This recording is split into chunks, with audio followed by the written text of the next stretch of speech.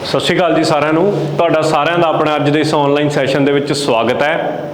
ਅੱਜ ਆਪਾਂ ਜੋ ਡਿਸਕਸ ਕਰਨਾ ਹੈ ਉਹ ਹੈ ਇਲੈਕਸ਼ਨ ਕਰਨਗੋ 2020 ਦਾ ਪੇਪਰ ਤੇ ਪੇਪਰ ਦਾ ਕੰਪਿਊਟਰ ਵਾਲਾ ਹਿੱਸਾ। ਕੰਪਿਊਟਰ ਦੇ ਜੋ ਕੁਐਸਚਨ ਇਹਦੇ ਵਿੱਚ ਪੁੱਛੇ ਗਏ ਨੇ ਉਹ ਆਪਾਂ ਡਿਸਕਸ ਕਰਨੇ ਆ। ਇਸ ਸੀਰੀਜ਼ ਦੇ ਵਿੱਚ ਸਾਡੀ ਕੋਸ਼ਿਸ਼ ਇਹ ਰਹੂਗੀ ਕਿ ਅਸੀਂ 2020 ਤੋਂ ਬਾਅਦ ਜਿਹੜੇ PSSB ਨੇ ਪੇਪਰ ਕੰਡਕਟ ਕੀਤੇ ਨੇ ਉਹਦੇ ਵਿੱਚ ਜਿਹੜੇ ਕੰਪਿਊਟਰ ਦੇ ਪੇਪਰ ਪੁੱਛੇ ਗਏ ਨੇ, ਮਤਲਬ ਕੰਪਿਊਟਰ ਦਾ ਹਿੱਸਾ ਜਿਹੜਾ ਉਹਨਾਂ ਪੇਪਰਾਂ ਦੇ ਵਿੱਚ ਆਇਆ ਹੈ ਉਹਨੂੰ ਤੁਹਾਡੇ ਨਾਲ ਅਸੀਂ ਡਿਸਕਸ ਕਰ ਸਕੀਏ, ਉਹ ਸਾਰੇ MCQs ਨੂੰ। ਇਸ ਸੀਰੀਜ਼ ਦਾ ਇਹ ਮੋਟਿਵ ਰਹੇਗਾ। ਤਾਂ ਅੱਜ ਆਪਾਂ ਇਹ ਸ਼ੁਰੂ ਕਰਦੇ ਹਾਂ ਸੀਰੀਜ਼ ਦਾ। ਇਲੈਕਸ਼ਨ ਕਰਨਗੋ 2020 ਦੇ ਪੇਪਰ ਤੋਂ ਸ਼ੁਰੂ ਕਰਨ ਲੱਗਿਆ ਮੈਂ। ਇਹਦਾ ਪਹਿਲਾ ਕੁਐਸਚਨ ਪੇਪਰ ਦੇ ਵਿੱਚ 56th ਕੁਐਸਚਨ ਸੀ ਇਹ। ਤਾਂ ਪਹਿਲੇ ਕੁਐਸਚਨ ਤੋਂ ਸ਼ੁਰੂ ਕਰਦੇ ਹਾਂ। ਕਹਿੰਦਾ dash is the best alternative to MS Excel offered by Google INC। Google INC ਨੇ ਇਹਨਾਂ ਚਾਰ ਆਪਸ਼ਨਾਂ ਚੋਂ ਕਿਹੜੀ ਐਕਸਲ ਦੀ ਜਗ੍ਹਾ ਤੇ ਤੁਸੀਂ ਜਿਹੜੀ ਵਰਤ ਸਕਦੇ ਹੋ ਆਪਸ਼ਨ ਦਿੱਤੀ ਹੈ। ਤਾਂ ਇਹਦਾ ਸਹੀ ਉੱਤਰ ਮੇਰੇ ਕੋਲ ਹੈਗਾ Google Sheets। ਦੇਖੋ ਆਪਾਂ ਸਪਰੈਡ ਸ਼ੀਟਸ ਵੀ ਬੋਲ ਦਿੰਦੇ ਆ ਇਹਨੂੰ। Google Sheets ਬੜਾ ਹੀ ਮਹੱਤਵਪੂਰਨ ਕੰਸੈਪਟ ਹੈ। ਆਮ ਤੌਰ ਤੇ ਜਿਹੜੇ ਅਦਾਰੇ ਨੇ, ਕੋਈ ਛੋਟੇ ਮੋਟੇ ਇੰਸਟੀਟਿਊਟ ਨੇ ਜਾਂ ਸਕੂਲ ਕਾਲਜ ਨੇ, ਜਦੋਂ ਇੱਕ ਗਰੁੱਪ ਤੋਂ, ਜਿਵੇਂ ਫਰਜ਼ ਕਰੋ ਇੱਕ ਕਾਲਜ ਦੇ ਵਿੱਚ 50 ਟੀਚਰ ਪੜ੍ਹਾਉਂਦੇ ਨੇ, ਹੈੱਡ ਨੇ ਕੋਈ ਇਨਫੋਰਮੇਸ਼ਨ 50 ਦੇ 50 ਬੰਦਿਆਂ ਤੋਂ ਲੈਣੀ ਹੈ, ਸੇਮ ਇਨਫੋਰਮੇਸ਼ਨ। ਇੱਕ ਕਾਲਮ ਬਣਾਤਾ, ਉਹਨਾਂ ਦਾ ਨਾਮ, ਉਹਨਾਂ ਦਾ ਫਾਦਰਸ ਨੇਮ, ਕਿੰਨਾ ਐਕਸਪੀਰੀਅੰਸ ਆ ਫਲਾਣਾ। ਹੁਣ ਇਕੱਲੇ ਬੰਦੇ ਕੋਲੇ ਪੇਪਰ ਭੇਜ ਕੇ ਇਨਫੋਰਮੇਸ਼ਨ ਲੈਣ ਨਾਲੋਂ ਗੂਗਲ ਸਪਰੈਡਸ਼ੀਟ ਇੱਕ ਬਣਾ ਕੇ ਸਪਰੈਡ ਕਰ ਦਿੱਤੀ, ਮਤਲਬ ਉਹਨਾਂ ਨੂੰ ਭੇਜ ਦਿੱਤੀ ਜਾਂਦੀ ਹੈ, ਡਿਸਟਰੀਬਿਊਟ ਕਰ ਦਿੱਤੀ ਜਾਂਦੀ ਆ ਆਨਲਾਈਨ ਹੀ, ਤੇ ਉਹ ਆਨਲਾਈਨ ਹੀ ਉਸ ਸ਼ੀਟ ਨੂੰ ਭਰ ਦਿੰਦੇ ਨੇ ਤੇ ਉਹ ਉਵੇਂ ਹੀ ਰਿਫਲੈਕਟ ਹੁੰਦੀ ਰਹਿੰਦੀ ਹੈ। ਉਹ 'ਚ ਕਈ ਆਪਸ਼ਨਾਂ ਆਉਂਦੀਆਂ ਨੇ, ਤੁਸੀਂ ਚਾਹੋ ਕਿ ਉਹ ਛੇੜਖਾਨੀ ਨਾ ਕਰੇ ਡਾਟਾ ਨਾਲ, ਸਿਰਫ ਡਾਟਾ ਭਰਨ ਦੀ ਆਪਸ਼ਨ ਵੀ ਹੋ ਸਕਦੀ ਹੈ, ਚੇਂਜ ਕਰਨ ਦੀ ਆਪਸ਼ਨ ਵੀ ਹੋ ਸਕਦੀ ਹੈ। ਮਤਲਬ ਇਹ ਆਲਟਰਨੇਟਿਵ ਕਹਿ ਸਕਦੇ ਹੋ, ਜਾਂ ਉਹਦੀ ਜਗ੍ਹਾ ਤੇ ਜਿਹੜਾ ਸਭ ਤੋਂ ਵਧੀਆ ਵਿਕਲਪ ਦਿੱਤਾ ਤਾਂ ਉਹ ਸਪਰੈਡਸ਼ੀਟ, ਜਾਂ ਆਪਾਂ ਉਹਨੂੰ ਬੋਲਦੇ ਹਾਂ Google Sheets। ਦੂਜੇ ਕੁਐਸਚਨ ਵੱਲ ਮੂਵ ਕਰਦੇ ਹਾਂ। ਜਿਹੜਾ ਮਾਈਕਰੋਸਾਫਟ ਐਕਸਲ ਹੈ, ਪਹਿਲੀ ਵਾਰ ਮਾਈਕਰੋਸਾਫਟ ਕਾਰਪੋਰੇਸ਼ਨ ਦੁਆਰਾ ਕਿਹੜੇ ਸਾਲ 'ਚ ਲਾਂਚ ਕੀਤਾ ਗਿਆ ਸੀ? ਸਿੱਧਾ ਫੈਕਚੁਅਲ ਸਵਾਲ ਹੈ। 1985 ਦੇ ਵਿੱਚ ਮਾਈਕਰੋਸਾਫਟ ਐਕਸਲ ਬਣਾਇਆ ਸੀ, ਠੀਕ ਹੈ। ਤੇ ਮੈਨੂੰ ਲੱਗਦਾ ਇਹਦੇ ਵਿੱਚ ਤਾਂ ਕੋਈ ਬਾਹਲਾ ਦੱਸਣ ਵਾਲਾ ਹੈ ਨਹੀਂ। ਐਕਸਲ ਕਿਹਦਾ ਹੈ? ਮਾਈਕਰੋਸਾਫਟ ਦਾ। ਵਰਡ ਵੀ ਕਿਹਨੇ ਬਣਾਇਆ? ਮੇਨਲੀ ਤਾਂ ਮਾਈਕਰੋਸਾਫਟ ਆਫਿਸ ਹੈ। ਆਫਿਸ ਦੇ ਵਿੱਚ ਐਕਸਲ ਵੀ ਆ ਜਾਂਦਾ ਹੈ, ਠੀਕ ਹੈ, ਵਰਡ ਵੀ ਆ ਜਾਂਦਾ, ਤੁਹਾਡਾ PPT ਪ੍ਰੈਜੈਂਟੇਸ਼ਨ ਵੀ ਆ ਜਾਂਦੀ ਹੈ, ਸਾਰੇ ਹੀ ਉਹਦੇ ਹਿੱਸੇ ਹੁੰਦੇ ਨੇ, ਠੀਕ ਹੈ। ਤਾਂ ਐਕਸਲ ਕਦੋਂ ਆਉਂਦਾ ਹੈ? 1985 ਦੇ ਵਿੱਚ। ਅੱਗੇ ਚੱਲਦੇ ਹਾਂ। 58ਵਾਂ ਸਵਾਲ, ਇਹਨਾਂ ਚੋਂ ਕਿਹੜਾ ਵਿੱਚੋਂ the following extend private network across public networks? ਹੇਠ ਲਿਖਿਆਂ ਵਿੱਚੋਂ ਕਿਹੜਾ ਪਬਲਿਕ ਨੈਟਵਰਕ ਪ੍ਰਾਈਵੇਟ ਨੈਟਵਰਕ ਦਾ ਵਿਸਥਾਰ ਕਰਦਾ ਹੈ? ਬੜਾ ਹੀ ਮਹੱਤਵਪੂਰਨ ਸਵਾਲ ਹੈ। ਇਹਦਾ ਆਨਸਰ ਤਾਂ ਹੈਗਾ VPN। VPN ਦੀ ਫੁੱਲ ਫਾਰਮ ਪੇਪਰ 'ਚ ਪੁੱਛ ਲਈ ਜਾਂਦੀ ਹੈ ਬਹੁਤ ਵਾਰ। ਇਹਦੀ ਫੁੱਲ ਫਾਰਮ ਹੁੰਦੀ ਹੈਗੀ ਵਰਚੁਅਲ ਪ੍ਰਾਈਵੇਟ ਨੈਟਵਰਕ। ਹੁੰਦਾ ਕੀ ਹੈ virtual private network? Virtual network ਜਿਹੜਾ ਨੈਟਵਰਕ ਹੈ ਬੇਸਿਕਲੀ ਸਿਕਿਉਰਿਟੀ ਪਰਪਸ ਲਈ ਜ਼ਿਆਦਾ ਵਰਤਿਆ ਜਾਂਦਾ। ਕਈ ਵਾਰ ਇਹਦਾ ਦੁਰਉਪਯੋਗ ਵੀ ਬਹੁਤ ਹੁੰਦਾ ਹੈ, ਪਰ ਕਿਵੇਂ ਸਿਕਿਉਰਿਟੀ ਪਰਪਸ ਲਈ ਵਰਤਿਆ ਜਾਂਦਾ? ਤੁਸੀਂ ਨੇ ਸੁਣਿਆ ਹੋਊਗਾ ਇੱਕ term IP address. IP address ਦੇ ਵਿੱਚ IP ਦੀ ਫੁੱਲ ਫਾਰਮ ਹੁੰਦੀ ਹੈ ਇੰਟਰਨੈਟ ਪ੍ਰੋਟੋਕੋਲ। ਦੋ ਤਰ੍ਹਾਂ ਦੇ, ਵੈਸੇ ਜਿਹੜਾ ਅੱਜ ਦੀ ਡੇਟ 'ਚ IP ਐਡਰੈਸ ਚੱਲ ਰਿਹਾ ਉਹ IPv4 ਚੱਲ ਰਿਹਾ ਹੈ, ਜਿਹੜਾ ਕਿ ਸਾਡੇ ਕੰਪਿਊਟਰ ਦੇ ਵਿੱਚ ਸਾਨੂੰ ਪਾਉਣਾ ਪੈਂਦਾ। ਉਸ ਤੋਂ ਬਾਅਦ ਹੀ ਇੰਟਰਨੈਟ ਸਾਡੇ ਕੰਪਿਊਟਰ ਦੇ ਉੱਤੇ ਚੱਲ ਸਕਦਾ ਹੈ। ਇਸ ਤੋਂ ਇਲਾਵਾ IPv4 ਐਟ ਪ੍ਰੈਜ਼ੈਂਟ ਚੱਲ ਰਿਹਾ ਹੈ। IPv6 ਆਉਣ ਵਾਲਾ ਹੈ, ਜਿਹਦੇ ਉੱਤੇ ਰਿਸਰਚ ਚੱਲ ਰਹੀ ਹੈ ਜਾਂ ਇਹਨੂੰ ਇੰਪਲੀਮੈਂਟ ਕਰਨ ਦੀ ਕੋਸ਼ਿਸ਼ ਕੀਤੀ ਜਾ ਰਹੀ ਹੈ। IPv4 ਦੀ ਜੇ ਆਪਾਂ ਗੱਲ ਕਰੀਏ, ਜਿਹੜਾ IPv4 ਹੈ ਇਹ ਐਡਰੈਸ ਦੇ ਥਰੂ ਕੋਈ ਨੈਟਵਰਕ ਚੱਲਦਾ ਹੈ। ਹੁਣ ਜੇ ਤੁਸੀਂ ਕੋਈ ਬੰਦਾ ਇੰਟਰਨੈਟ ਚਲਾ ਰਿਹਾ, ਉਹਨੂੰ ਫੜਨਾ ਹੈ ਕਿ ਇਹ ਇੰਟਰਨੈਟ ਕਿਹੜਾ ਬੰਦਾ ਚਲਾ ਰਿਹਾ, ਕਿਹੜੇ ਸਿਸਟਮ ਦੇ ਉੱਤੇ ਚੱਲ ਰਿਹਾ, ਤਾਂ ਉਹਦੇ IP ਐਡਰੈਸ ਤੋਂ ਜਦੀ ਉਸ ਬੰਦੇ ਨੂੰ ਚੱਕਿਆ ਜਾ ਸਕਦਾ। ਪਰ ਜੇ ਮੈਂ ਉਸੇ, ਜਿਵੇਂ ਇੱਕ ਬਿਲਡਿੰਗ ਹੈ, ਬਿਲਡਿੰਗ ਦੇ ਵਿੱਚ ਇੱਕ ਪਰਟੀਕੂਲਰ IP ਐਡਰੈਸ ਦੇ ਤਹਿਤ ਇੱਕ ਸਰਵਰ ਕੋਲੇ ਨੈਟ ਚੱਲ ਰਿਹਾ ਤੇ ਇੱਥੇ ਫਰਜ਼ ਕਰੋ 10 ਬੰਦੇ ਬੈਠੇ ਨੇ, ਮੈਂ ਇੱਕ ਵਰਚੁਅਲ ਪ੍ਰਾਈਵੇਟ ਨੈਟਵਰਕ ਬਣਾ ਕੇ ਉਹ 10 ਬੰਦਿਆਂ ਨੂੰ ਇੰਟਰਨੈਟ ਦਾ ਕਨੈਕਸ਼ਨ ਦੇ ਦਾਂ, ਤਾਂ ਉਹ 10 ਬੰਦੇ ਕੰਪਿਊਟਰ ਜ਼ਰੂਰ ਵਰਤਣਗੇ ਪਰ ਉਹਨਾਂ ਦਾ ਕੋਈ IP ਐਡਰੈਸ ਨਹੀਂ ਹੋਊਗਾ। IP ਐਡਰੈਸ ਸਿਰਫ ਕਿਹਦਾ ਜਾਊਗਾ? ਜਿਹੜਾ ਉਹ ਮੇਨ ਸਰਵਰ ਵਾਲਾ ਸਿਸਟਮ ਆ। ਤਾਂ कई बार मतलब सिक्योरिटी परपज़ ਲਈ कह लो ਜਾਂ कोई नहीं अपनी आइडेंटिटी दिखाना चाहता उस केस ਦੇ ਵਿੱਚ वर्चुअल प्राइवेट नैटवर्क ਨੂੰ यूज़ करके इंटरनेट ਦਾ यूज़ किया जाता है। तो ਇਹਦਾ ਕਰੈਕਟ ਆਨਸਰ ਕੀ ਹੋ ਗਿਆ? बी हो गया। ਮੈਨੂੰ ਲੱਗਦਾ ਕਿ ਤੁਹਾਨੂੰ ਮੋਟਾ-ਮੋਟਾ ਆਈਡੀਆ वर्चुअल प्राइवेट नैटवर्क ਦਾ ਹੋ ਗਿਆ ਹੋਊ ਕਿ ਹੁੰਦਾ ਕੀ ਹੈ। IP ਐਡਰੈਸ ਨਾਲ ਇਹਦਾ ਮੇਨ ਕੇਸ ਹੁੰਦਾ ਹੈ। ਅੱਗੇ ਆ ਗਿਆ ਮੇਰੇ ਕੋਲੇ ਸਭ ਤੋਂ ਛੋਟਾ GPS unit, GPS global positioning system, full form याद रखियो।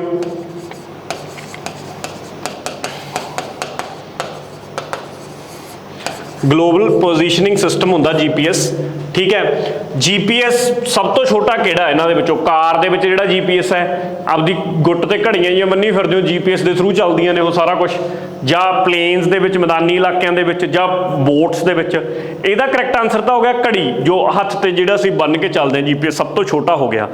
GPS ਦੇ ਬਾਰੇ ਆਉਣ ਵਾਲੇ ਇਹਦੇ 'ਚ 2-3 ਕੁਐਸਚਨ ਨੇ GPS ਦੇ, ਅੱਗੇ ਮੈਂ ਸਮਝਾਉਂਗਾ। GPS ਬਾਰੇ ਕਾਫੀ ਚੀਜ਼ਾਂ ਦੱਸਣ ਵਾਲੀਆਂ ਨੇ ਜਿਹੜੀਆਂ ਤੁਹਾਨੂੰ ਪਤਾ ਹੋਣੀਆਂ ਚਾਹੀਦੀਆਂ ਨੇ, ਪਰ ਉਹ ਲੇਟਰ ਔਨ 'ਚ ਡਿਸਕਸ ਕਰਦਾ। ਇੱਥੇ ਸਿਰਫ ਇੰਨਾ ਹੀ ਰੱਖਣ ਦੇ ਆ ਕਿ ਇਹਦਾ ਆਨਸਰ ਕੀ ਹੈ। ਇਹਦਾ ਆਨਸਰ ਮੇਰੇ ਕੋਲੇ GPS ਦਾ ਗਲੋਬਲ ਪੋਜੀਸ਼ਨਿੰਗ ਸਿਸਟਮ, ਇਹਦੀ ਫੁੱਲ ਫਾਰਮ ਹੋ ਗਈ ਮੇਰੇ ਕੋਲੇ। ਤੇ GPS ਜਿਹੜਾ ਹੈਗਾ you can wear on the wrist, ਗੁੱਟ ਤੇ ਪਾ ਸਕਦੇ ਹੋ। ਸਭ ਤੋਂ ਛੋਟਾ GPS ਦੀ ਐਗਜ਼ਾਮਪਲ ਹੋ ਗਈ ਮੇਰੇ ਕੋਲ। ਹੁਣ ਐਕਸਲ ਦੇ ਵਿੱਚ ਕਿਹੜਾ ਫੰਕਸ਼ਨ ਹੈ ਜਿਹੜਾ ਡਿਸਪਲੇ ਕਰਦਾ row data in a column and column data in a row? देखो ये बिल्कुल ਉਹਦੇ ਨਾਲ ਹੀ ਮਿਲਦੀ ਜੁਲਦੀ ਚੀਜ਼ ਹੋ ਗਈ। ਜਿਵੇਂ ਆਪਾਂ ਕਹਿੰਦੇ ਹੁੰਦੇ ਆ, ਤੁਸੀਂ ਨੇ ਮੈਟ੍ਰਿਕਸ ਪੜ੍ਹੇ ਹੋਣਗੇ, ਮੈਟ੍ਰਿਕਸ ਰੋ ਨੂੰ ਕਾਲਮ 'ਚ ਬਦਲ ਦਿੰਦਾ, ਕਾਲਮ ਨੂੰ ਰੋ 'ਚ। ਉਹ ਕਿਹੜਾ ਮੈਟ੍ਰਿਕਸ ਹੁੰਦਾ? ਟਰਾਂਸਪੋਜ਼ ਮੈਟ੍ਰਿਕਸ ਹੋਊਗਾ। ਕਿ ਜੇ ਤੁਸੀਂ ਜਿਵੇਂ ਹੁਣ ਤੁਹਾਡੇ ਕੋਲ ਇੱਥੇ ਲਿਖਿਆ ਹੋਇਆ ਕੁਛ ਐ ਡਾਟਾ ਲਿਖਿਆ ਹੋਇਆ 1 2 3, ਠੀਕ ਹੈ, ਇੱਥੇ ਲਿਖਿਆ ਹੋਇਆ 4 5 6। ਜੇ ਤੁਸੀਂ ਇਹਦੇ ਤੇ ਟਰਾਂਸਪੋਜ਼ ਲਾ ਦੋਗੇ, ਆ ਜਿਹੜਾ ਇਹਨਾਂ ਨੇ ਬੋਲਿਆ ਕਿ ਰੋ ਨੂੰ ਬਣਾਉਣਾ ਤੁਸੀਂ ਨੇ ਕਾਲਮ, ਕਾਲਮ ਨੂੰ ਰੋ, ਇਹਦਾ ਮਤਲਬ ਇਹ ਐਵੇਂ ਆ ਜਾਊਗਾ ਡਾਟਾ ਟਰਾਂਸਪੋਜ਼ ਹੋਣ ਤੋਂ ਬਾਅਦ 1 2 3 4 5 6। ਜਿਹੜੀ ਮੇਰੇ ਕੋਲ ਆ ਪੂਰੀ ਰੋ ਸੀ ਕਾਲਮ ਬਣ ਗਈ, ਤੇ ਜਿਹੜੀ ਆ ਰੋ ਸੀ ਇਹ ਵੀ ਪੂਰੀ ਕਾਲਮ ਬਣ ਗਈ। ਜਿਹੜਾ ਕਾਲਮ ਸੀ ਉਹ ਰੋ ਦਾ ਰੂਪ ਲੈ ਚੁੱਕਿਆ। ਇਹ ਕਿਹਦੇ ਥਰੂ ਹੁੰਦੀ ਆ ਸੇਮ ਚੀਜ਼? ਇਹ ਹੁੰਦੀ ਆ ਟਰਾਂਸਪੋਜ਼ ਦੇ ਥਰੂ। ਟਰਾਂਸਪੋਜ਼ ਇਹੋ ਜਿਹਾ ਫੰਕਸ਼ਨ ਹੈ ਜਿਹੜਾ ਰੋ ਨੂੰ ਕਾਲਮ 'ਚ ਬਦਲ ਸਕਦਾ, ਕਾਲਮ ਨੂੰ ਰੋ ਦੇ ਵਿੱਚ ਬਦਲ ਸਕਦਾ। ਅੱਗੇ ਚੱਲਦੇ ਹਾਂ। ਡੈਸ਼ ਇਨਫੈਕਟਸ ਦਾ master boot record and it is challenging and complex to remove this virus। Master boot record ਨੂੰ ਕਿਹੜਾ ਵਾਇਰਸ ਇਹਨਾਂ ਚੋਂ ਪ੍ਰਭਾਵਿਤ ਕਰਦਾ ਤੇ ਇੰਨਾ ਕੁ ਖਤਰਨਾਕ ਹੈ ਕਿ ਇਹਨੂੰ ਹਟਾਉਣਾ ਬੜਾ ਚੁਣੌਤੀਪੂਰਨ ਜਾਂ ਗੁੰਝਲਦਾਰ ਹੈ। ਦੇਖੋ ਇਹ ਜਿਹੜਾ ਹੈਗਾ ਨਾ, ਇਹਦਾ ਸਹੀ ਆਨਸਰ ਹੈਗਾ boot sector virus. Boot sector virus ਆਪਣੇ ਆਪ ਦੇ ਵਿੱਚ ਬੜਾ ਖਤਰਨਾਕ ਵਾਇਰਸ ਹੈ, ਕਿਉਂਕਿ ਇਹ ਬੂਟ ਸੈਕਟਰ 'ਚ ਜਾ ਕੇ ਵੜ ਜਾਂਦਾ। ਬੂਟ ਸੈਕਟਰ ਕੀ ਹੁੰਦਾ? ਤੁਸੀਂ ਸਾਰਿਆਂ ਨੇ ਬਾਇਓਸ ਬਾਰੇ ਸੁਣਿਆ ਹੋਣਾ। ਬਾਇਓਸ ਬੇਸਿਕ ਇਨਪੁਟ ਆਊਟਪੁੱਟ ਸਿਸਟਮ ਹੁੰਦਾ। ਕੋਈ ਵੀ ਕੰਪਿਊਟਰ ਜਦੋਂ ਤੁਸੀਂ ਖਰੀਦਦੇ ਹੋ, ਉਹਦੇ CPU ਦੇ ਵਿੱਚ ਉਹ ਕੰਪਨੀ ਬਾਏ ਡਿਫਾਲਟ ਬਾਇਓਸ ਪਾ ਕੇ ਦਿੰਦੀ ਹੈ। ਜਦੋਂ ਆਪਾਂ ਔਨ ਕਰਦੇ ਹਾਂ, ਜਿਹੜੀ ਉਹ ਪਹਿਲਾਂ ਪ੍ਰੋਸੈਸ ਕੰਪਿਊਟਰ ਕਰਦਾ, ਬੂਟਿੰਗ ਕਰਦਾ ਹੈ, ਉਹ ਬਾਇਓਸ ਦੇ ਥਰੂ ਹੁੰਦੀ ਹੈ। ਬਾਇਓਸ ਕੀ ਕਰਦਾ ਹੈ? ਤੁਹਾਡੇ ਆਪਰੇਟਿੰਗ ਸਿਸਟਮ ਜਿਹੜੀ ਵਿੰਡੋ ਆਪਣੇ ਸਿਸਟਮ 'ਚ ਪਾਈ ਹੋਈ ਹੈ, ਉਹਦੀ ਫਾਈਲ ਨੂੰ ਲੱਭਦਾ ਹੈ ਤੇ ਉਹਨੂੰ ਐਗਜ਼ੀਕਿਊਟ ਕਰਾਉਂਦਾ ਹੈ ਤਾਂ ਕਿ ਕੰਪਿਊਟਰ ਔਨ ਹੋ ਸਕੇ। ਪਰ ਜਿਹੜੀਆਂ ਆਪਰੇਟਿੰਗ ਸਿਸਟਮ ਨੂੰ ਚਲਾਉਣ ਵਾਲੀਆਂ, ਚਾਲੂ ਕਰਨ ਵਾਲੀਆਂ, ਵਿੰਡੋ ਨੂੰ ਸਟਾਰਟ ਕਰਨ ਵਾਲੀਆਂ ਫਾਈਲਾਂ ਹੁੰਦੀਆਂ ਨੇ, ਉਹਨੂੰ ਅਸੀਂ ਮਾਸਟਰ ਬੂਟ ਰਿਕਾਰਡ ਬੋਲ ਦਿੰਦੇ ਹਾਂ। ਮਾਸਟਰ ਬੂਟ ਰਿਕਾਰਡ ਦੀ ਉਹ ਫਾਈਲਸ ਨੇ ਜਿਹੜੀਆਂ ਤੁਹਾਡੇ ਆਪਰੇਟਿੰਗ ਸਿਸਟਮ ਨੂੰ ਆਪਰੇਟ ਹੋਣ 'ਚ ਮਦਦ ਕਰਨਗੀਆਂ। ਜੇ ਇਹਨਾਂ ਦੇ ਵਿੱਚ ਹੀ ਤੁਹਾਡਾ ਵਾਇਰਸ ਵੜ ਕੇ ਬੈਠ ਜੇ, ਫਿਰ ਉਸ ਵਾਇਰਸ ਨੂੰ ਹਟਾਉਣਾ ਬਹੁਤ ਮੁਸ਼ਕਿਲ ਹੋ ਜਾਂਦਾ, ਲੱਭਦਾ ਹੀ ਨਹੀਂ ਹੈਗਾ ਵਾਇਰਸ। ਉਸ ਕੇਸ ਦੇ ਵਿੱਚ ਅਸੀਂ ਬੋਲਦੇ ਹਾਂ ਕਿ ਇਹ ਕਿਹੜੇ ਟਾਈਪ ਦਾ ਵਾਇਰਸ ਹੈ? ਬੂਟ ਸੈਕਟਰ ਵਾਇਰਸ, ਜਿਹੜਾ ਕਿ ਬਹੁਤ ਹੀ ਡੇਂਜਰਸ ਹੈ। ਪੋਲੀਮੋਰਫਿਕ ਦੀ ਗੱਲ ਕਰ ਲਵਾਂ ਮੈਂ। ਜਿਹੜਾ ਪੋਲੀਮੋਰਫਿਕ ਹੁੰਦਾ, ਪੋਲੀਮੋਰਫਿਕ ਮਤਲਬ ਜਿਹੜਾ ਮੋਟੇਸ਼ਨਾਂ ਕਰੇ। ਜਿਵੇਂ ਹੁਣ ਤੁਸੀਂ ਕਰੋਨਾ ਵਾਇਰਸ ਦੀ ਗੱਲ ਕਰ ਲਓ। ਕਰੋਨਾ ਵਾਇਰਸ ਕਿਉਂ ਖਤਰਨਾਕ ਇੰਨਾ ਹੋ ਰਿਹਾ? ਉਹਦੀਆਂ ਮਿਊਟੇਸ਼ਨਾਂ ਹੋ ਰਹੀਆਂ, ਮਤਲਬ ਉਹ ਅੰਦਰ ਬੋਡੀ 'ਚ ਜਾਣ ਤੋਂ ਬਾਅਦ ਆਪਣੇ ਆਪ ਨੂੰ ਬਚਾਉਣ ਵਾਸਤੇ ਵੀ ਬੋਡੀ ਨੇ ਮੇਰੇ ਇਸ ਰੂਪ ਨੂੰ ਤਾਂ ਪਹਿਚਾਣ ਲਿਆ, ਹੁਣ ਮੈਂ ਕੋਈ ਹੋਰ ਰੂਪ ਧਾਰਨ ਕਰ ਲੈਣਾ, ਉਹਨੂੰ ਪਹਿਚਾਣ ਨੂੰ ਤੀਜਾ ਰੂਪ ਧਾਰਨ ਕਰ ਲੈਣਾ। ਆਹੀ ਚੀਜ਼ਾਂ ਪੋਲੀਮੋਰਫਿਕ ਵਾਇਰਸ ਕਰਦਾ ਹੈ। ਇਹ ਕੀ ਕਰਦਾ? ਇੱਕ ਫਾਰਮ ਦੇ ਵਿੱਚ ਸਿਸਟਮ 'ਚ ਵੜ ਗਿਆ, ਜੇ ਐਂਟੀਵਾਇਰਸ ਨੇ ਇਹਨੂੰ ਉਹ ਫਾਰਮ ਨੂੰ ਡਿਟੈਕਟ ਕਰ ਲਿਆ, ਇਹਨੇ ਆਪਦੇ ਆਪ ਨੂੰ ਮਿਊਟੇਟ ਕਰ ਲੈਣਾ, ਕਿਸੇ ਹੋਰ ਫਾਰਮ 'ਚ ਕਨਵਰਟ ਕਰ ਲੈਣਾ, ਉਹ ਤੋਂ ਤੀਜੀ 'ਚ ਕਰ ਲੈਣਾ। ਇਸ ਕਰਕੇ ਇਹਨੂੰ ਵੀ ਲੱਭਣਾ ਔਖਾ ਹੋ ਜਾਂਦਾ। ਤੀਜਾ ਹੁੰਦਾ ਮਲਟੀ ਪਾਰਟਿਡ। ਯੂਜ਼ਲੀ ਵਾਇਰਸ ਕੀ ਹੁੰਦੇ ਨੇ ਨਾ, ਇਹ ਵਾਇਰਸ ਤਾਂ ਮੈਂ ਕਹਿੰਦਾ ਇਹਨਾਂ ਸਾਰਿਆਂ ਦੇ ਵਿੱਚੋਂ ਸਭ ਤੋਂ ਖਤਰਨਾਕ ਜੇ ਮੰਨਣਾ ਹੋਵੇ ਤਾਂ ਮਲਟੀ ਪਾਰਟਿਡ ਆ। ਤੁਸੀਂ ਕਹੋਗੇ ਕਿਉਂ? ਮਲਟੀ ਪਾਰਟਿਡ ਵਾਇਰਸ ਸਭ ਤੋਂ ਖਤਰਨਾਕ ਤਾਂ ਹੈ, ਇਹਦੀ ਕੀ ਖਾਸੀਅਤ ਆ? ਆਮ ਤੌਰ ਤੇ ਜਿਵੇਂ ਬੂਟ ਸੈਕਟਰ ਵਾਇਰਸ ਹੈ, ਬੂਟ ਸੈਕਟਰ ਵਾਇਰਸ ਕੱਲਾ ਬੂਟ ਸੈਕਟਰ 'ਚ ਹੀ ਫੈਲਦਾ ਹੈ। ਇਹ ਐਗਜ਼ੀਕਿਊਟੇਬਲ ਫਾਈਲਾਂ 'ਚ ਨਹੀਂ ਜਾਂਦਾ, ਪ੍ਰੋਗਰਾਮ ਫਾਈਲਾਂ ਦੇ ਵਿੱਚ ਨਹੀਂ ਜਾਂਦਾ, ਜਿਹੜੀਆਂ ਦੂਜੀਆਂ ਫਾਈਲਾਂ 'ਤੇ। कोई होर वायरस है पॉलीमॉर्फिक है, ये बूट सैक्टर च नहीं जाता हैगा, कल्लियां किहदे च जाऊगा, प्रोग्राम फाइलों च जाऊगा। पर जिहड़ा मल्टी पार्टेड वायरस है ना, ये इहो जिहा खतरनाक वायरस है, दोनों च ही वड़ सकदा, ये बूट सैक्टर च भी जा सकदा, उधर भी जा सकदा, पूरे कंप्यूटर च घुम सकदा। इस करके इस वायरस नूं लभना बहुत मुश्किल है, लभण तो बाद भी इहनूं डिलीट करना मुश्किल है। एंड दे उत्ते जे ये वायरस आ जाए, मतलब तुहानूं कई बार तां हार्डवेयर भी दोबारा लेना पै सकदा, नहीं तो उहनूं रीसैट मारना पऊगा, तुहानूं जीरो तो दोबारा शुरू करना पਊ उस चीज़ नूं, होर कोई हल नहीं है, वायरस नूं कढ़िया नहीं जा सकता। तो आ कुछ चीज़ां ने, ट्रोजन्स तो तुसीं सुनी होणगे, बड़ा कॉमन चीज़ है। तो मैं आ मेन मेरा फोकस ही क्या तुहानूं समझावां मैं, तो ये मेरे कोले हो गया 61 क्वेश्चन नूं, उम्मीद करदा कि क्लीयर हो गया जी। इन्हां चों भी कोई क्वेश्चन बनदा तो तुसीं आंसर कर पाओगे। अगे आ जाओ, communication between a computer and a keyboard किवें दी ट्रांसमिशन करदा है। मोड ऑफ ट्रांसमिशन एक चीज़ होंदी है, मोड ऑफ ट्रांसमिशन यूजली 3 तरीके नाल हो सकती है। एक हुंदा सिंपलैक्स, एक हुंदा हाफ, और हाफ लिख लियो, हाफ डुपलैक्स, एक हुंदा मेरे को फुल डुपलैक्स। तिन्नां 'च फर्क समझियो तो क्वेश्चन का आंसर अपने आप आ जाऊगा। इहदा भी जां इहदे नाल रिलेटेड कुछ भी पूछा जाता। जे मेरे को आ 2 डिवाइस ने, एक ए है एक बी है, ए ते बी आपस कम्यूनीकेट करते हैं, इन्हां दे कम्यूनीकेट करन दा इक्को ही रास्ता है, आ चैनल है जिहदे थ्रू एक दूजे नाल वार्तालाप करते हैं। अगर तां सिर्फ एक पासे तो ही वार्तालाप हो सकती है, सिर्फ ए ही बी नूं भेज सकता है, ठीक है, फिर तो मैं उन्होंने कहूँगा सिंपलैक्स। तुसीं कहोगे जी उदाहरण दिओ, जिमें कीबोर्ड तो तुसीं ने डाटा भरिया, कंप्यूटर 'च चला गया, कंप्यूटर तो नहीं वापस कीबोर्ड नूं कुछ मोड़दा, उन्हें तो कुछ नहीं मोड़ना, तो किहदी एग्जाम्पल होगी, सिंपलैक्स दी। आही तो इन्होंने पूछा कम्यूनीकेशन बिटवीन कंप्यूटर ते कीबोर्ड 'च की होया, तो की होया, सिंपलैक्स। दूसरी चीज़ तो आप काम करते हैं, अगर मैं बोला कि ये चैनल चल दोनों पासे नूं सकदा है, ए बी नूं भी भेज पाऊगा, बी ए नूं भी भेज पाऊगा, बट प्रॉब्लम की है कि एक टाइम तो एक पासे ही जा सकता है, जा ए बी नूं भेज सकदा जा बी ए नूं भेज सकदा। पहले केस च की सी, सिर्फ कल्ला ए भेज सकदा सी, दूजे केस च दोनों भेज सकते हैं, पर एक टाइम ते एक भेजेगा। हुण इस चीज़ नूं जे आपां देखीए, इनू आपां बोलते हैं हाफ डुपलैक्स। हुण तुसीं कहोगे जी इहदी उदाहरण दिओ, तुसीं आम तौर ते जदों सिक्योरिटी वालिਆਂ ਨੂੰ देखिया, वो हत्थ दे विच वॉकी टॉकी फड़े हुंदे ने उन्हां दे, एडे जिवें पुराने फोन आउंदे हुंदे सीगे मोबाइल, ओहे दे वो वॉकी टॉकी की है, वो फ्रीकुएंसी ते काम करते हैं। एक टाइम ते एक बंदा बोल सकता है, एक नूं सुनना पਊ, फिर वो दूजा फ्रीकुएंसी बदलूगा, दूजे नूं बोलूगा, दूजे नूं चुप करना पਊ उन्ना टाइम, तो वह हाफ डुपलैक्स की एग्जाम्पल होगी। फुल डुपलैक्स दे विच दोने पासे हो सकता, पैरलल एक दूजे नूं भेज सकते हैं, गलबात कर सकते हैं, थोड़े टैलीफोन मोबाइल ने, इधरों भी बोली जाओ उधरों भी बोली जाओ, डुअल कम्यूनीकेशन पॉसीबल है, इनू मैं कह सकदा फुल डुपलैक्स। हुण तुहाडे तो किवें दी भी एग्जाम्पल दे के सवाल पुछ लैण, मैं उम्मीद करदा कि हाफ डुपलैक्स, फुल डुपलैक्स, सिंपलैक्स तुसीं बड़े आराम नाल आंसर कर पाओगे। अगे चलदे हां, Microsoft Excel 2019 has row limit, किन्नी रो लिमिट है यार, अद्धे का ना बच्चे इन्ने कन्फ्यूज होए लास्ट पेपरों के विच, जो 2019 2020 आ लिख देंगे ने माइक्रोसॉफ्ट, उन्होंने लगता भी ये तो शायद कुछ नवा ही इहो जिहा हो गया यार, 2-4 फीचर नवीं ऐड करतियां होणगियां, पुरानियां फीचर शॉर्टकट थोड़ी ना चेंज हो जाएंगे यार, शॉर्टकट तो उही ने ना जो पहला शॉर्टकट से उही शॉर्टकट हुण ने, जे कंट्रोल सी पहला कॉपी करता सी, हुण भी कंट्रोल सी कॉपी ही करता है, चाहे वो एक्सल 19 च वरत रहे हो, चाहे किसी पुरानी एक्सल 'च वरत रहे हो, तो इस चीज़ कन्फ्यूज नहीं होना हैगा कि 19 लिखता तो तुसीं उत्थे घबरा नहीं जाना भी यार, तो नवीं चीज़ ही आ गई, ठीक है। तो इहदी लिमिट सेम है, जे मैं रो लिमिट की गल करां तो दी रो लिमिट हैगी आ, आंसर ए 1,48,576। जे तुहानूं पुछ लैण कि एक्सल की कॉलम लिमिट कितनी है, तो कॉलम लिमिट मेरे को हैगी 16,384।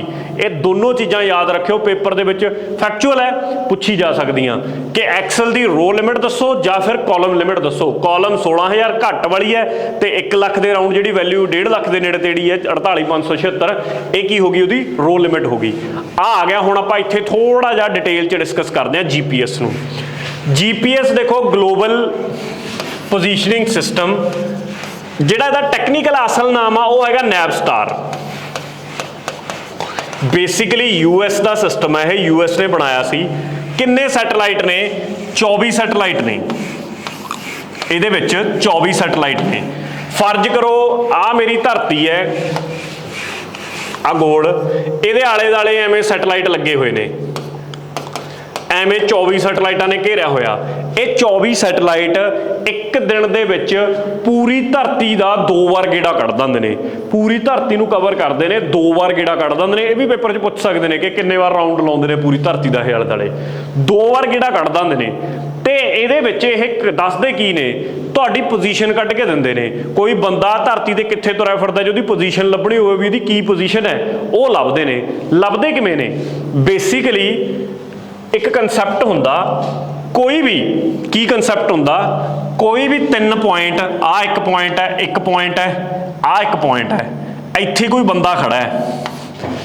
ਅਗਰ ਮੈਂ ਇਹਨਾਂ 3 ਪੁਆਇੰਟਾਂ ਤੋਂ ਇਸ ਬੰਦੇ ਦਾ ਡਿਸਟੈਂਸ ਕੱਢਾਂ, D1 D2 D3 ਮੰਨ ਲਓ ਆਹ ਡਿਸਟੈਂਸ ਹੈ, ਇਹ ਡਿਸਟੈਂਸ ਦੇ ਬਿਹਾਫ ਤੇ ਇਸ ਬੰਦੇ ਦੀ ਜਦੋਂ ਪੋਜੀਸ਼ਨ ਕੱਢੀ ਜਾਂਦੀ ਹੈ ਵੀ ਇਹ ਕੀ ਪੋਜੀਸ਼ਨ ਤੇ ਖੜਾ ਹੈ, ਠੀਕ ਹੈ, ਕਿਹੜੀ ਪੋਜੀਸ਼ਨ ਤੇ ਖੜਾ ਹੈ, ਇਹਨੂੰ ਬੋਲਿਆ ਜਾਂਦਾ ਬੇਸਿਕਲੀ ਟ੍ਰਾਈਲੇਟਰੇਸ਼ਨ। ਟ੍ਰਾਈਲੇਟਰੇਸ਼ਨ, ਆਹੀ ਕੰਸੈਪਟ ਟ੍ਰਾਈਲੇਟਰੇਸ਼ਨ ਦਾ ਕੰਸੈਪਟ ਯੂਜ਼ ਕਰਦਾ ਤੁਹਾਡਾ ਕਿਹੜਾ, GPS। GPS ਦੇ ਵਿੱਚ ਅਗਰ ਤੁਸੀਂ 2D ਦੇ ਵਿੱਚ 2 ਡਾਇਮੈਂਸ਼ਨਲ ਬੰਦੇ ਦੀ ਪਤਾ ਕਰਨੀ ਹੈ ਪੋਜੀਸ਼ਨ, ਤਾਂ ਤੁਹਾਨੂੰ ਘੱਟੋ ਘੱਟ 3 ਸੈਟਲਾਈਟਸ ਦੀ ਜ਼ਰੂਰਤ ਹੈ। 3 ਸੈਟਲਾਈਟਸ ਤੋਂ ਤੁਸੀਂ ਕਿਸੇ ਕਾਰ ਦੀ, ਕਿਸੇ ਬੰਦੇ ਦੀ ਦੂਰੀ ਪਤਾ ਕਰੋਗੇ, ਉਹ ਦੂਰੀ ਫਿਰ ਤੁਹਾਨੂੰ ਪੋਜੀਸ਼ਨ ਕੱਢ ਕੇ ਦਊਗੀ। ਹੁਣ ਤੁਹਾਡੇ ਜੋ ਸਵਾਲ ਹੋ ਸਕਦਾ, ਜੇ ਅਸੀਂ ਨੇ 3D ਕੱਢਣੀ ਹੋਵੇ ਜੀ, ਮਤਲਬ 3D 'ਚ ਉਹਦੀ ਪੋਜੀਸ਼ਨ ਕੀ ਹੈ 3 ਡਾਇਮੈਂਸ਼ਨਲ 'ਚ? ਦੇਖੋ 2 ਡਾਇਮੈਂਸ਼ਨਲ ਤੇ 3 ਡਾਇਮੈਂਸ਼ਨਲ ਤਾਂ ਸਮਝਦੇ ਹੋ ਨਾ। ਜਿਵੇਂ ਹੁਣ ਮੈਂ ਆਹ ਗ੍ਰਾਫ ਬਣਾਇਆ ਇੱਕ, ਆਹ ਗ੍ਰਾਫ ਇੱਧਰ ਕੋਈ A ਚੀਜ਼ ਹੈ, ਇੱਧਰ B ਚੀਜ਼ ਹੈ, ਦੋਵਾਂ ਦੇ ਵਿੱਚ ਆ ਐਵੇਂ ਗ੍ਰਾਫ ਬਣ ਗਿਆ, ਆਹ 2 ਡਾਇਮੈਂਸ਼ਨਲ ਹੈ। ਇਸੇ ਚੀਜ਼ ਨੂੰ ਜੇ ਮੈਂ 3D 'ਚ ਦਿਖਾਉਣਾ ਹੋਵੇ ਤਾਂ ਤੁਹਾਡੇ ਕੋਲੇ ਥੋੜਾ ਐ ਉੱਭਰ ਕੇ ਚੀਜ਼ਾਂ ਆਉਣਗੀਆਂ, ਮਤਲਬ ਵੀ ਐ ਫਿਗਰ ਟਾਈਪ ਚੀਜ਼ ਦਿਖਾਈ ਜਾਊਗੀ ਕਿ ਜਿਹੜੀ 3 ਡਾਇਮੈਂਸ਼ਨਲ XYZ ਤਿੰਨੋਂ ਕੋਆਰਡੀਨੇਟ 'ਚ ਦਿਖਾਈ ਜਾਵੇ ਚੀਜ਼। ਜਿਹੜੀ ਮੇਰੇ ਕੋਲੇ ਇਹ ਹੁੰਦੀ ਹੈ 2 ਡਾਇਮੈਂਸ਼ਨਲ, ਇਹ ਸਿਰਫ X ਤੇ Y 2 ਕੋਆਰਡੀਨੇਟਾਂ ਦੇ ਵਿੱਚ ਹੀ ਦਿਖਾਈ ਜਾਂਦੀ ਹੈ। ਮੈਥ ਦਾ ਐਂਗਲ ਹੈ, ਜਿਹਨੂੰ ਸਮਝ ਆ ਗਿਆ ਬਹੁਤ ਵਧੀਆ ਗੱਲ ਹੈ, ਨਹੀਂ ਸਮਝ ਆਇਆ ਆਪਾਂ ਕੁਝ ਨਹੀਂ ਲੈਣਾ, ਬਸ ਯਾਦ ਇੰਨਾ ਰੱਖੋ 2 ਡਾਇਮੈਂਸ਼ਨਲ ਲਈ 3 ਇਹਦੀ ਲੋੜ ਹੈ ਸੈਟਲਾਈਟਸ ਦੀ। ਤੇ ਜੇ ਮੇਰੇ ਕੋਲੇ ਤੁਸੀਂ ਨੇ ਦਿਖਾਉਣਾ 3D ਤਾਂ ਤੁਹਾਨੂੰ 4 ਜਾਂ 4 ਤੋਂ ਵੱਧ। ਤਾਂ ਸਵਾਲ ਤਾਂ ਇਹ ਵੀ ਪੇਪਰ 'ਚ ਬਣ ਸਕਦਾ ਕਿ ਕਿੰਨੇ ਸੈਟਲਾਈਟਸ ਦੀ ਜ਼ਰੂਰਤ ਪੈ ਸਕਦੀ ਹੈ ਸਾਨੂੰ ਇਸ ਪਰਪਸ ਲਈ, ਤੇ ਕਨਸੈਪਟ ਕਿਹੜਾ ਯੂਜ਼ ਹੁੰਦਾ ਟ੍ਰਾਈਲੇਟਰੇਸ਼ਨ ਦਾ। ਆਹ 2-3 ਚੀਜ਼ਾਂ ਤੁਹਾਨੂੰ ਮੈਂ ਦੱਸਣੀਆਂ ਸੀ। ਬਾਕੀ ਤੁਹਾਨੂੰ ਪਤਾ ਹੋਣਾ ਚਾਹੀਦਾ 24 ਸੈਟਲਾਈਟ ਨੇ, ਨੈਵਸਟਾਰ ਇਹਨੂੰ ਬੋਲਿਆ ਜਾਂਦਾ, GPS US ਨੇ ਬਣਾਇਆ ਸੀਗਾ। ਇਹ ਤੋਂ ਇਲਾਵਾ ਹੋਰ 3-4 ਹੈਗੇ ਨੇ ਜਿਨ੍ਹਾਂ ਦੇ ਨਾਮ ਪਤਾ ਹੋਣ, ਉਹ ਵੀ ਮੈਂ ਇੱਥੇ ਲੱਗਦੇ ਹੱਥ ਦੱਸ ਹੀ ਦਿੰਦਾ। ਹੁਣ ਜਿਵੇਂ ਇੱਕ ਬੀਡੂ ਕਿਹਦਾ ਨਾਮ ਹੈ? ਬੀਡੂ ਹੈਗਾ ਚਾਈਨਾ ਦੇ ਐਵੇਂ ਹੀ ਨੈਵੀਗੇਸ਼ਨਲ ਸਿਸਟਮ ਦਾ, ਜਿਹੜਾ ਤੁਹਾਨੂੰ ਪੋਜੀਸ਼ਨਾਂ ਕੱਢ ਕੇ ਦਿੰਦਾ। ਐਵੇਂ ਹੀ ਗਲੋਨਸ ਕਿਹਦਾ? ਗਲੋਨਸ ਹੈਗਾ ਰਸ਼ੀਆ ਦਾ, ਯਾਦ ਰੱਖਿਓ ਕਿਹਦਾ? ਰਸ਼ੀਆ ਦਾ। ਫਿਰ ਭਾਰਤ ਵਾਲਾ ਕਿਹੜਾ? ਭਾਰਤ ਦਾ ਹੈਗਾ ਨੈਵਿਕ, ਜਾਂ ਤਾਂ ਉਹਨੂੰ ਨੈਵਿਕ ਬੋਲਦੇ ਆ, ਜਾਂ ਫਿਰ ਹੈਗਾ IRNSS। ਦੋਨੋਂ ਹੀ ਇੱਕੋ ਦੇ ਨਾਮ ਨੇ, IRNSS ਵੀ ਕਹਿੰਦੇ ਹੁੰਦੇ ਨੇ ਤੇ ਨੈਵਿਕ ਵੀ ਕਹਿੰਦੇ ਹੁੰਦੇ ਨੇ। Indian regional navigational satellite system, full form ਇਹਦੀ ਇਹ ਹੈ। ਇਹਦੀ ਰੇਂਜ ਜਿਹੜੀ ਹੈਗੀ ਆ 1500 ਦੇ ਅਰਾਊਂਡ ਹੈ, ਮਤਲਬ ਤੁਹਾਡੇ ਕੋਲੇ ਸਾਡੇ ਦੇਸ਼ ਦੇ ਆਲੇ ਦੁਆਲੇ 1500 ਮੀਟਰ ਦੇ ਰੇਂਜ ਦੇ ਵਿੱਚ ਇਹ ਏਰੀਆ ਕਵਰ ਕਰਦਾ। ਉਨਾ ਇਹ ਬੜਾ ਜ਼ਿਆਦਾ ਐਕੂਰੇਟ ਨਹੀਂ, ਇਹਦੀ ਤਾਂ ਐਕੂਰੇਸੀ ਬਹੁਤ ਜ਼ਿਆਦਾ ਹੈ GPS ਦੀ। ਤਾਂ ਇਹ ਸਿਰਫ ਰੀਜਨਲ ਹੈ, ਇਸੇ ਕਰਕੇ ਵਿੱਚ ਰੀਜਨਲ ਪਾਤਾ, ਇੰਡੀਅਨ ਰੀਜਨਲ ਨੈਵੀਗੇਸ਼ਨ ਸਿਸਟਮ, ਜਿਹੜਾ ਇੰਡੀਆ ਦੇ ਰੀਜਨ ਨੂੰ ਹੀ ਕਵਰ ਕਰਦਾ ਹੈ। ਠੀਕ ਹੈ, ਇਹ ਹਜੇ ਸਾਡਾ ਛੋਟਾ, ਜਦੋਂ ਵੱਡਾ ਬਣਾਉਣਗੇ ਦੇਖਾਂਗੇ। ਬਸ ਨਾਮ ਯਾਦ ਰੱਖਿਓ, ਬੀਡੂ, ਗਲੋਨਸ। ਇੱਕ ਹੋਰ ਹੈ ਗੈਲੀਲੀਓ। ਇਹ ਗੈਲੀਲੀਓ ਕਿਹਦਾ? ਇਹ ਹੈਗਾ ਯੂਰਪੀਅਨ ਯੂਨੀਅਨ ਦਾ। ਇਹ ਕਿਹਦਾ ਜੀ? ਯੂਰਪੀਅਨ ਯੂਨੀਅਨ ਦਾ। ਤੁਹਾਡੇ ਤੋਂ ਮੈਚ ਦਾ ਕਾਲਮ ਕਰਾ ਸਕਦੇ ਨੇ, ਨਾਮ ਦੇ ਕੇ ਪੁੱਛ ਸਕਦੇ ਨੇ ਕਿ GPS ਸਿਸਟਮ ਕਿਹਦਾ। ਉਮੀਦ ਕਰਦਾ ਕਿ ਕਲੀਅਰ ਹੋ ਗਏ ਹੋਣਗੇ ਸਾਰੀਆਂ ਗੱਲਾਂ। ਆ ਗਿਆ ਬਲੂਟੁੱਥ ਤੇ ਗੱਲ ਕਰਦੇ ਹਾਂ। ਜਿਹੜਾ ਬਲੂਟੁੱਥ ਹੈ ਇਹ multiple dash form network called this. ਦੇਖੋ ਯਾਰ, ਇਹਦੇ ਵਿੱਚ ਨਾ ਕਾਫੀ ਸਾਰੇ ਪਿਕੋਨੈਟਸ, ਠੀਕ ਹੈ, ਜਿਵੇਂ ਆ ਹੈ, ਇਹਦੇ ਵਿੱਚ ਕਾਫੀ ਸਾਰੇ ਐਵੇਂ ਪਿਕੋਨੈਟਸ ਮਿਲ ਕੇ ਇੱਕ ਸਕੈਟਰਨੈਟ ਬਣਾਉਂਦੇ ਨੇ। ਛੋਟੀ ਚੀਜ਼ ਪਿਕੋਨੈਟ ਹੁੰਦੀ ਹੈ, ਵੱਡੀ ਚੀਜ਼ ਸਕੈਟਰਨੈਟ ਹੁੰਦੀ ਹੈ। ਇੱਕ ਦੇ ਵਿੱਚ ਲਗਭਗ 8 ਯੂਜ਼ਰ ਜੁੜ ਸਕਦੇ ਨੇ ਇੱਕ ਪਿਕੋਨੈਟ ਦੇ ਵਿੱਚ। ਮਤਲਬ ਇੱਕ ਮਾਸਟਰ ਹੋਊਗਾ, 7 ਸਲੇਵ ਹੋਣਗੇ, ਉਹ ਆਪਸ 'ਚ ਕਨੈਕਟ ਕਰ ਸਕਦੇ ਨੇ। ਜੇ 8 ਤੋਂ ਵੱਧ ਨੂੰ ਤੁਸੀਂ ਨੇ ਕਨੈਕਟ ਕਰਵਾਉਣਾ ਤਾਂ ਤੁਹਾਨੂੰ ਫਿਰ ਇੱਕ ਇਕੱਲੇ ਪਿਕੋਨੇਟ ਨਾਲ ਹੀ ਸਰੂਗਾ, ਕਈ ਪਿਕੋਨੇਟਾਂ ਨੂੰ ਆਪਸ 'ਚ ਕਨੈਕਟ ਕਰਨਾ ਪਊਗਾ ਤੇ ਉਹਨਾਂ ਦੇ ਜਿਹੜੇ ਕਨੈਕਸ਼ਨ ਨੂੰ ਅਸੀਂ ਬੋਲ ਦਿੰਦੇ ਆ ਸਕੈਟਰਨੈਟ ਬੋਲ ਦਿੰਦੇ ਆ। ਤਾਂ ਧਿਆਨ 'ਚ ਰੱਖਿਓ, ਛੋਟੀ ਚੀਜ਼ ਪਿਕੋਨੇਟ ਮਿਲ ਕੇ ਕੀ ਬਣਾਉਂਦੇ ਨੇ, ਸਕੈਟਰਨੈਟ ਬਣਾਉਂਦੇ ਨੇ। ਜਿਵੇਂ ਆ ਦੋ ਫਰਜ਼ ਕਰੋ, ਆ ਪਿਕੋਨੇਟ 1 ਆ, ਪਿਕੋਨੇਟ 2 ਆ, ਇਹਨਾਂ ਨੇ ਮਿਲ ਕੇ ਜਿਹੜਾ ਬਣਾਇਆ ਇਹ ਇੱਕ ਸਕੈਟਰਨੈਟ ਬਣਾਤਾ ਇਹਨਾਂ ਨੇ, ਰਾਈਟ। ਤਾਂ ਇੱਥੇ ਇਹੀ ਸੀ ਕਿ ਬਲੂਟੁੱਥ ਦੇ ਵਿੱਚ ਮਲਟੀਪਲ ਪਿਕੋਨੇਟਸ ਮਿਲ ਕੇ ਕੀ ਬਣਾਉਂਦੇ ਨੇ, ਸਕੈਟਰਨੈਟ ਬਣਾਉਂਦੇ ਨੇ। ਤੇ ਜੇ ਤੁਹਾਡੇ ਤੋਂ ਪੁੱਛ ਲਿਆ ਜਾਵੇ ਕਿ ਕਿਹੜੀ ਫ੍ਰੀਕੁਐਂਸੀ ਤੇ ਕੰਮ ਕਰਦਾ, ਇਹ ਲਗਭਗ 1.5 ਦੇ ਰਾਊਂਡ ਮੰਨ ਕੇ ਚੱਲੋ, 5 ਗੀਗਾਹਰਟਜ਼। ਜੇ ਮੈਗਾਹਰਟਜ਼ 'ਚ ਕਨਵਰਟ ਕਰਨਾ ਹੋਵੇ 1000 ਨਾਲ ਗੁਣਾ ਕਰ ਦਿਓ, ਉੱਥੇ ਉਲਝ ਨਾ ਜਾਇਓ, ਕਈ ਵਾਰ ਮੈਗਾਹਰਟਜ਼ 'ਚ ਲਿਖ ਦਿੰਦੇ ਨੇ। ਤੇ ਜੇ ਗੀਗਾਹਰਟਜ਼ ਨੂੰ ਮੈਗਾਹਰਟਜ਼ 'ਚ ਕਨਵਰਟ ਕਰਨਾ ਹੈ, ਗੁਣਾ 1000 ਕਰ ਦਿਓ। ਜਿਵੇਂ 1.5 ਨੂੰ 1000 ਨਾਲ ਗੁਣਾ ਕਰੋਗੇ ਤਾਂ ਲਗਭਗ 1500 ਦੇ ਰਾਊਂਡ ਵਗ ਗਿਆ, 1500 ਮੈਗਾਹਰਟਜ਼ ਦੇ ਰਾਊਂਡ ਫ੍ਰੀਕੁਐਂਸੀ ਹੋ ਗਈ। ਤਾਂ ਇਸ ਚੀਜ਼ ਦਾ ਧਿਆਨ ਰੱਖੋ, ਇਸ ਫ੍ਰੀਕੁਐਂਸੀ ਤੇ ਕੰਮ ਕਰਦਾ ਬਲੂਟੁੱਥ। ਈਮੇਲ ਦਾ ਫਾਦਰ ਕਿਹਨੂੰ ਮੰਨਿਆ ਜਾਂਦਾ? ਫੈਕਚੁਅਲ ਸਵਾਲ ਹੈ, ਯਾਦ ਰੱਖਿਓ, ਰੇ ਟਮਿਲਨਸਨ, ਠੀਕ ਹੈ। ਟਮਿਲਨਸਨ ਨੂੰ ਮੰਨ ਦਿਆਂਗੇ ਅਸੀਂ ਕਿਹਦਾ, ਈਮੇਲ ਦਾ। ਤੇ ਜੇ ਪੁੱਛਿਆ ਜਾਵੇ ਜੀਮੇਲ ਦਾ, ਜੀਮੇਲ ਦੇ ਲਈ ਹੈਗਾ ਪੌਲ ਬੁਚੇਟ। ਚਾਰਲਸ ਬੈਬੇਜ ਤੁਸੀਂ ਸਾਰੇ ਜਾਣਦੇ ਹੋ, father of computer, Pitamah computer ਦਾ ਮੰਨਿਆ ਜਾਂਦਾ। ਇੱਕ ਸਵਾਲ ਇੱਥੇ ਹੋਰ ਵੀ ਬਣਦਾ ਹੁੰਦਾ ਕਿ ਫਾਦਰ ਆਫ ਮਾਡਰਨ ਕੰਪਿਊਟਰ ਕਿਹਨੂੰ ਕਹਿੰਦੇ ਨੇ? ਮਾਡਰਨ ਕੰਪਿਊਟਰ ਦਾ ਪਿਤਾਮਾ ਕੌਣ ਹੈ? ਇਹਦਾ ਨਾਮ ਹੋਰ ਹੈ, ਇਹ 'ਚ ਨਾ ਉਲਝ ਜਿਓ ਕਿਤੇ। ਇਹਦਾ ਨਾਮ ਹੈਗਾ ਐਲਨ ਟਿਊਰਿੰਗ। ਐਲਨ ਟਿਊਰਿੰਗ ਨੂੰ ਅਸੀਂ ਫਾਦਰ ਆਫ ਮਾਡਰਨ ਕੰਪਿਊਟਰ ਦੇ ਨਾਮ ਨਾਲ ਜਾਣਦੇ ਹਾਂ। ਤੇ ਕੰਪਿਊਟਰ ਇਕੱਲੇ ਦਾ ਫਾਦਰ ਚਾਰਲਸ ਬੈਬੇਜ ਨੂੰ। ਚਾਰਲਸ ਬੈਬੇਜ ਨੇ ਇਹੋ ਜਿਹਾ ਕੀ ਕਰਤਾ ਸੀ, ਦੋ ਤਿੰਨ, ਇੱਕ ਤਾਂ ਐਨਾਲਿਟੀਕਲ ਇੰਜਨ ਜਿਹੜਾ ਇਹਦਾ ਮੇਨ ਸੀ, ਜਿਹੜਾ ਇਹਨੇ ਬਣਾਇਆ ਸੀ, ਜਿਹਨੂੰ ਮੰਨਿਆ ਜਾਂਦਾ ਕਿ ਕੰਪਿਊਟਰ ਦਾ ਬੇਸ ਇਹ ਹੈ, ਇਹਦੇ ਬਿਹਾਫ ਤੇ ਹੀ ਉਦੋਂ ਬਾਅਦ ਸਾਇੰਟਿਸਟਾਂ ਨੇ ਮਿਲ ਕੇ ਕੰਪਿਊਟਰ ਨੂੰ ਬਣਾਇਆ ਹੈ, ਠੀਕ ਹੈ। ਤਾਂ ਇਹ ਚਾਰਲਸ ਬੈਬੇਜ ਬਾਰੇ ਫੇਮਸ ਹੈ, ਧਿਆਨ ਰੱਖਿਓ। ਸਬੀਰ ਭਾਟੀਆ ਰਹਿ ਗਿਆ, ਇਹ ਹੌਟਮੇਲ ਵਾਲਾ ਆਪਣਾ। ਹੌਟਮੇਲ ਕਿਹਨੇ ਬਣਾਈ ਸੀ? ਸਬੀਰ ਭਾਟੀਆ ਨੇ। ਤਾਂ ਸਾਰੀਆਂ ਗੱਲਾਂ ਧਿਆਨ 'ਚ ਰਹਿਣ, ਤੇ ਫੈਕਚੁਅਲ ਦੀਆਂ ਚੀਜ਼ਾਂ ਨੇ, ਮੈਨੂੰ ਲੱਗਦਾ ਨਹੀਂ ਕਿ ਬੜਾ ਕੁਛ ਇਹਦੇ 'ਚ ਹੈਗਾ ਉਹਦੇ ਵਾਲਾ, ਯਾਦ ਕਰਨ ਵਾਲੀ ਚੀਜ਼ ਹੈ, ਯਾਦ ਕਰਨੀ ਪਊ। ਮੇਲ ਮਰਜ ਪ੍ਰੋਸੈਸ ਕਿੱਥੇ ਹੁੰਦਾ ਹੈ? ਦੇਖੋ, ਮੇਲ ਮਰਜ ਪ੍ਰੋਸੈਸ ਨਾ ਮਾਈਕਰੋਸਾਫਟ ਵਰਡ ਦੇ ਵਿੱਚ ਯੂਜ਼ ਕੀਤਾ ਜਾਂਦਾ ਇਹ ਕੰਸੈਪਟ। ਕੀ ਕੰਸੈਪਟ ਹੁੰਦਾ ਇਹ ਮਾਈਕਰੋਸਾਫਟ? ਪਹਿਲਾਂ ਤਾਂ ਇਹ ਵੀ ਪੁੱਛ ਸਕਦੇ ਨੇ ਕਿ ਮੇਲ ਮਰਜ ਕਿਹਦੇ ਵਿੱਚ ਯੂਜ਼ ਹੁੰਦਾ? ਮਾਈਕਰੋਸਾਫਟ ਵਰਡ 'ਚ ਯੂਜ਼ ਹੁੰਦਾ। ਹੁਣ ਜਿਵੇਂ ਫਰਜ਼ ਕਰੋ ਕੋਈ ਇੱਕ ਮੈਸੇਜ, ਸੇਮ ਮੈਸੇਜ ਮਲਟੀਪਲ ਬੰਦਿਆਂ ਨੂੰ ਭੇਜਣਾ ਹੈ, ਸੇਮ ਮੈਸੇਜ ਬਹੁਤ ਸਾਰੇ ਬੰਦਿਆਂ ਨੂੰ ਭੇਜਣਾ ਹੈ, ਤਾਂ ਮੈਂ ਇੱਕ ਮੇਲ ਮਰਜ ਦੀ ਆਪਸ਼ਨ ਨਾਲ ਉਹ ਕੱਲੇ ਨੂੰ ਭੇਜਣ ਦੀ ਥਾਂ ਤੇ ਇੱਕੋ ਹੀ ਟਾਈਮ ਦੇ ਵਿੱਚ ਸਭ ਨੂੰ ਭੇਜ ਸਕਦਾ, ਉਹਦੇ ਲਈ ਯੂਜ਼ ਹੁੰਦਾ। ਇਹਦੇ ਸਟੈਪਸ ਹੁੰਦੇ ਨੇ, ਬੇਸਿਕਲੀ ਤਾਂ ਪ੍ਰੈਕਟੀਕਲ ਜੀ ਚੀਜ਼ ਹੈ। ਜਦੋਂ ਅਸੀਂ ਥਿਊਰੀ ਦੀਆਂ ਕਲਾਸਾਂ ਦੇ ਵਿੱਚ ਅਸੀਂ ਕਰਵਾਉਂਦੇ ਹਾਂ ਤਾਂ ਵਰਡ, ਐਕਸਲ ਤੇ ਪਾਵਰ ਪੁਆਇੰਟ ਨੂੰ ਪੂਰੀ ਡਿਟੇਲ 'ਚ ਕਰਾਉਂਦੇ ਹਾਂ, ਮਤਲਬ ਖੋਲ ਕੇ ਦਿਖਾਉਂਦੇ ਹਾਂ ਕੱਲੇ ਕੰਸੈਪਟ ਨੂੰ ਵੀ ਇਹਦੇ 'ਚ ਹੈ ਕੀ ਹੈ। ਹੋਮ ਖੋਲਿਆ, ਫਿਰ ਦੂਜਾ ਲਿੰਕ ਖੋਲਿਆ, ਕਿਵੇਂ ਇਹ ਕੰਮ ਕਰ ਰਿਹਾ। ਤਾਂ ਮੇਲ ਮਰਜ ਉਵੇਂ ਹੀ ਪੜ੍ਹਾਈ ਜਾਂਦੀ ਹੈ ਕਿ ਸਟੈਪ ਵਾਈਜ਼ ਮੇਲ ਮਰਜ ਕਰਕੇ ਦਿਖਾਈ ਜਾਂਦੀ ਹੈ ਕਿ ਮੇਲ ਮਰਜ ਪ੍ਰੋਸੈਸ ਚੱਲਦਾ ਕਿਵੇਂ ਆ। ਜਦੋਂ ਤੁਸੀਂ ਪ੍ਰੈਕਟੀਕਲੀ ਦੇਖਦੇ ਹੋ ਕਿਸੇ ਚੀਜ਼ ਨੂੰ, ਫਿਰ ਬੰਦਾ ਕਿੱਥੇ ਭੁੱਲਦਾ ਉਸ ਚੀਜ਼ ਨੂੰ। ਤਾਂ ਉਹ ਸਟੈਪ ਹੈ, ਪਰ ਇੱਥੇ ਮੈਂ ਸਿਰਫ ਤੁਹਾਨੂੰ ਸਟੈਪ ਹੀ ਦੱਸ ਸਕਦਾ ਕਿ ਇਹਦਾ ਕਿਹੜਾ ਨਹੀਂ ਹੈਗਾ, ਠੀਕ ਹੈ। ਤਾਂ ਇਹਦਾ ਜਿਹੜਾ ਫਾਰਮੈਟ, ਡਾਟਾ ਸੋਰਸ ਨੂੰ ਫਾਰਮੈਟ ਕਰਨਾ, ਇਹਦਾ ਕੋਈ ਸਟੈਪ ਨਹੀਂ ਹੈਗਾ। ਬਾਕੀ ਮੇਨ ਡਾਕੂਮੈਂਟ ਜਿਹੜਾ ਸਭ ਨੂੰ ਭੇਜਣਾ, ਠੀਕ ਹੈ, ਉਹਦਾ ਪ੍ਰੀਵਿਊ ਕਰਨਾ ਮਰਜ ਹੋਏ ਰਿਜ਼ਲਟ ਤੇ ਤਾਂ ਓਬਵੀਅਸਲੀ ਹੋਏਗਾ। ਆਇਡੈਂਟੀਫਾਈ ਦਾ ਮੇਨ ਡਾਕੂਮੈਂਟ ਇਹ ਵੀ ਹੈ, ਜਿਹੜਾ ਭੇਜਣ ਵਾਲਾ ਮੇਨ ਡਾਕੂਮੈਂਟ ਹੈ ਉਹਨੂੰ ਫਾਰਮੈਟ ਕਰਨਾ, ਉਹਨੂੰ ਰਿਵਿਊ ਕਰਨਾ ਪੂਰੇ ਨੂੰ, ਤੇ ਡਾਕੂਮੈਂਟ ਨੂੰ ਆਇਡੈਂਟੀਫਾਈ ਕਰਨਾ। ਇਹ ਸਾਰੇ ਇਹਦੇ ਸਟੈਪ ਨੇ। ਸੋਰਸ ਫਾਰਮੈਟ ਡਾਟਾ ਸੋਰਸ ਨੂੰ ਕਰਨਾ, ਉਹ ਕੋਈ ਇਹਦੇ ਵਿੱਚ ਸਟੈਪ ਨਹੀਂ ਹੈਗਾ। ਹੁਣ ਅੱਗੇ ਆ ਗਿਆ ਕਿ ਇਹਨਾਂ ਦੇ ਵਿੱਚੋਂ ਕਿਹੜਾ ਐਪਲੀਕੇਸ਼ਨ ਸੌਫਟਵੇਅਰ ਨਹੀਂ ਹੈ। ਦੋ ਤਰ੍ਹਾਂ ਦੇ ਸੌਫਟਵੇਅਰ ਹੁੰਦੇ ਨੇ, ਇੱਕ ਹੁੰਦਾ ਐਪਲੀਕੇਸ਼ਨ ਸੌਫਟਵੇਅਰ, ਠੀਕ ਹੈ ਜੀ, ਦੂਜਾ ਹੁੰਦਾ ਮੇਰੇ ਕੋਲੇ ਸਿਸਟਮ ਸੌਫਟਵੇਅਰ। ਦੂਜਾ ਕੀ ਹੁੰਦਾ? System software. ਕੀ ਫਰਕ ਆ ਦੋਨਾਂ 'ਚ?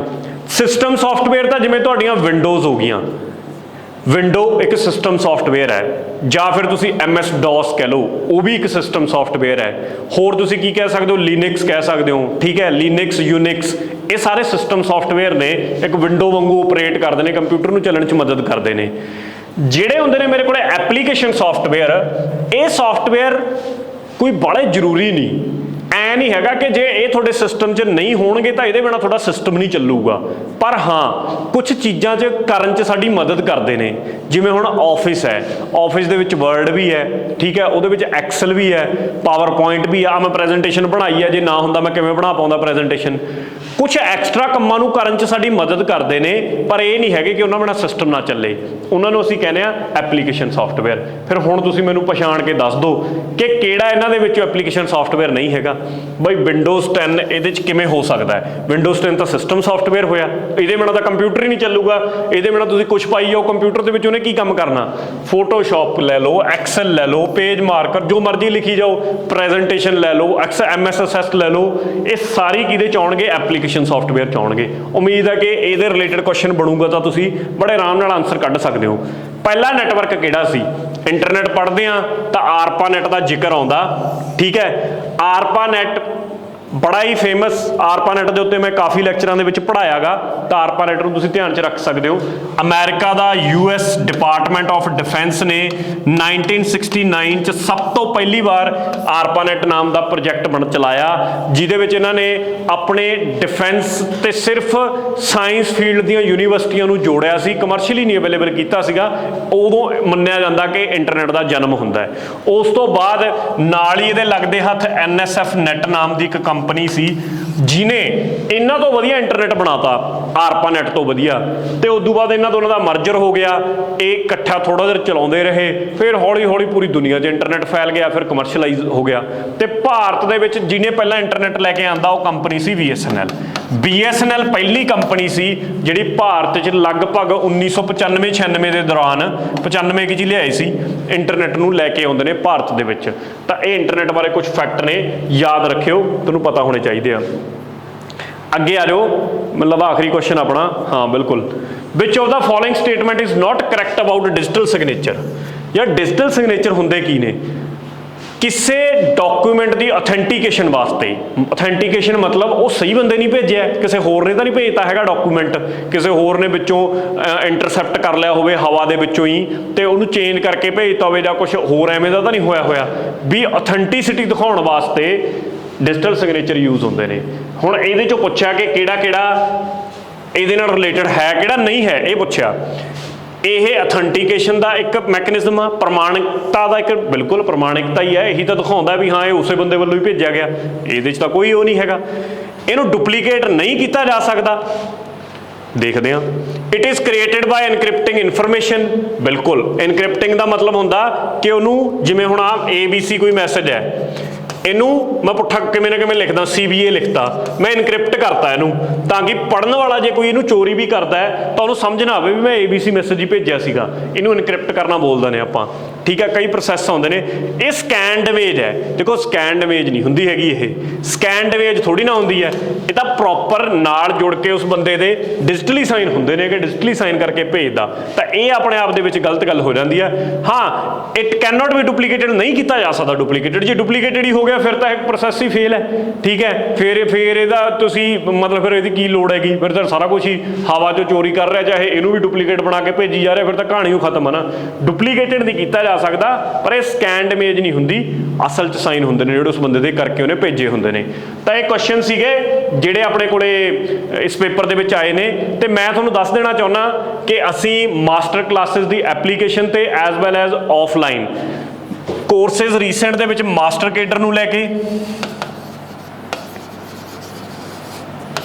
ਮਾਸਟਰ ਕੇਡਰ ETT ਤੇ ਇਹ ਕੁਝ ਕੋਰਸਿਸ ਨੇ ਜਿਹੜੇ ਸਾਡੇ ਆਏ ਨੇ। ਇੱਕ ਟੈਟ ਦਾ ਪੇਪਰ। ਤੁਹਾਡੇ ਵਿੱਚੋਂ ਕੋਈ ਵੀ ਸਾਡੇ ਨਾਲ ਇਹਨਾਂ ਕੋਰਸਿਸ ਦੇ ਵਿੱਚ ਜੁੜਨਾ ਚਾਹੁੰਦਾ ਜਾਂ ਇਹਦੇ ਰਿਲੇਟਡ ਤੁਹਾਡੀ ਕੋਈ ਕੁਐਰੀ ਹੋਵੇ ਤਾਂ ਤੁਸੀਂ ਇਸ ਨੰਬਰ ਦੇ ਉੱਤੇ ਸੰਪਰਕ ਕਰ ਸਕਦੇ ਹੋ ਮੇਰੇ ਨਾਲ। ਤੁਹਾਡੀ ਹਰ ਕੁਐਰੀ ਦਾ ਹੱਲ ਦਿੱਤਾ ਜਾਊਗਾ। ਮਾਸਟਰ ਕੇਡਰ ਦਾ ਫਿਲਹਾਲ ਅਸੀਂ ਆਫਲਾਈਨ ਵੀ ਸ਼ੁਰੂ ਕਰ ਰਹੇ ਹਾਂ, ਯਾਨੀ ਕਿ ਆਉਣ ਵਾਲੇ 1-2 ਦਿਨਾਂ 'ਚ ਸ਼ੁਰੂ ਹੋ ਜਾਏਗਾ, ਪਰ ਆਨਲਾਈਨ ਇਹ ਸਾਰੇ ਕੋਰਸ ਅਵੇਲੇਬਲ ਨੇ, ਮਾਸਟਰ ਕੇਡਰ ਵੀ ਐਂਡ ਆਲ।